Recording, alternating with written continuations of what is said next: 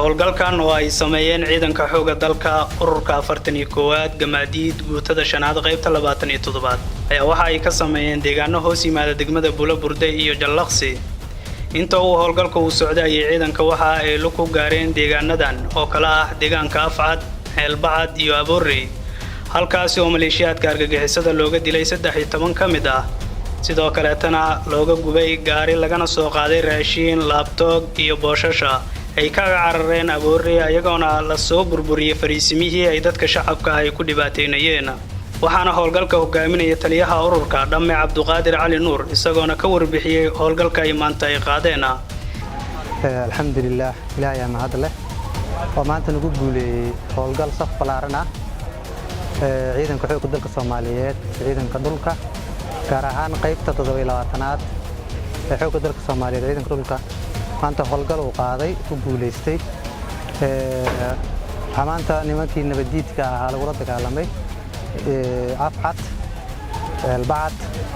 iyo Aboorey Afcad waxa loogu dilay 13 nimankaas nabadiidka ah dhaawacooda iyo dhimashadooda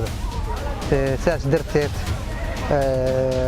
labadaas tuulooyinka hoostaga Jallaqsi iyo Bulaburde Aboorey waxaan ka soo qabanay hantidana aragtaan oo ummadda Soomaaliyeed ku dhici jireen ku baadi jireen sidaas darteed waxa soo qabanay badarkaani sidoo kale meeshii waa iskaga carareen nimankii nabadiidka ahaa markay iskaga carareen ka bacdina waxaan ka soo burburinay meelihii talisadoodii ahaa sidoo kale tan waxaan ku soo gubnay gaari oo ay lahaayeen oo meesha yaalay sidoo kale tan waxaan ka soo qaadnay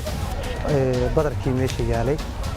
dhawaan ay ahayd markii nabadiidka argagixisada Al-Shabaab looga dilay deegaanka Afcad 16 kamid ah iyadoona laga soo furtay gawaari ay dad shacab ah si qasab ah ay uga qaateen balse waxa ka biyadiiday ciidanka xoogga dalka Soomaaliyeed